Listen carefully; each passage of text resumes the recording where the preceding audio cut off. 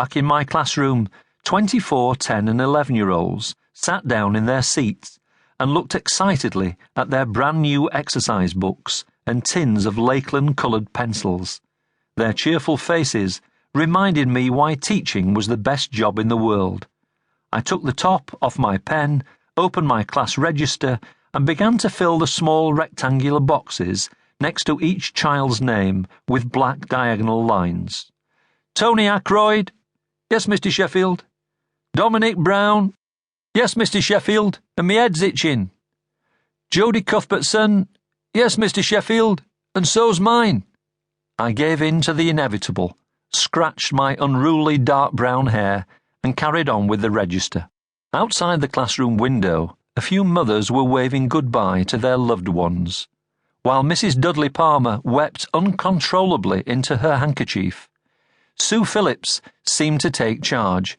She put her arm around Mrs. Dudley Palmer's shoulders and guided her out of the school gate, pausing only to pick up a curly-whirly wrapper and put it in the bin. Soon the children were writing in their English books about their recent summer holiday. Jodie Cuthbertson had just written, "On holiday, my gran kept getting up in the night. My mam says she is intercontinental." I recalled, with a certain irony, that a few minutes earlier Jodie had approached me with her dictionary and asked how to spell intercontinental, and I had been impressed. It was a few minutes before lunchtime when 10-year-old Jodie made her first announcement of the year. Her older sister, Anita, had left last summer, and she had clearly inherited her skills for never missing anything that went on outside the classroom window. "Fella with a big case coming up drive, Mr. Sheffield," said Jodie, in the style of a British rail announcer. A small man with a flat cap and a huge black case was staggering towards the front door. At 12 o'clock, I walked into the school office and noticed that Vera looked harassed. She was counting dinner money. "I can't get used to these new smaller pound notes, Mr. Sheffield. They're like Monopoly money," said Vera. "The way things are going, they'll have pound coins next."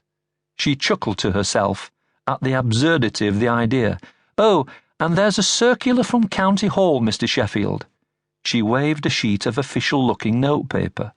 "It says that, following a spate of accidents, skateboards have been banned, so I'll prepare a note for parents, shall I?"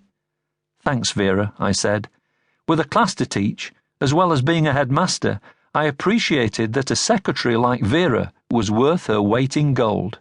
"Also," she continued, "there's a book salesman waiting for you in the staff room." "Oh dear," I said. "I'd better see him now."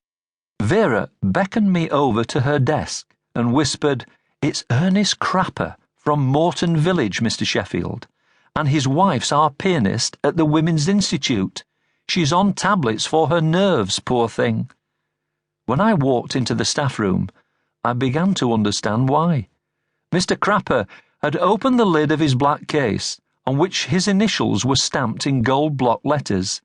He looked like a magician about to begin a performance, but instead of white rabbits, he began to produce a collection of very large books.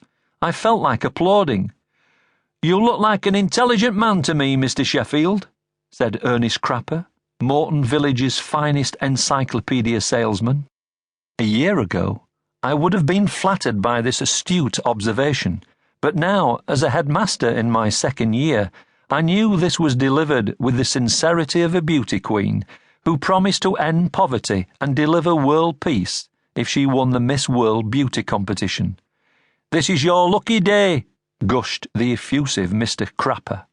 I had heard this line before. At the start of a new school year, the book salesmen of North Yorkshire gathered like vultures. Our precious school capitation was safely in the bank, but this little bald-headed man in the dark pinstripe suit was determined to take a large slice of it. He was now in full flow. "There's a free set of Ladybird books with every gold-blocked, hand-stitched, top-of-the-range, superior volume," said Mr. Crapper. His large black leather suitcase, like Doctor Who's TARDIS, clearly defied all spatial logic, as yet another huge encyclopedia.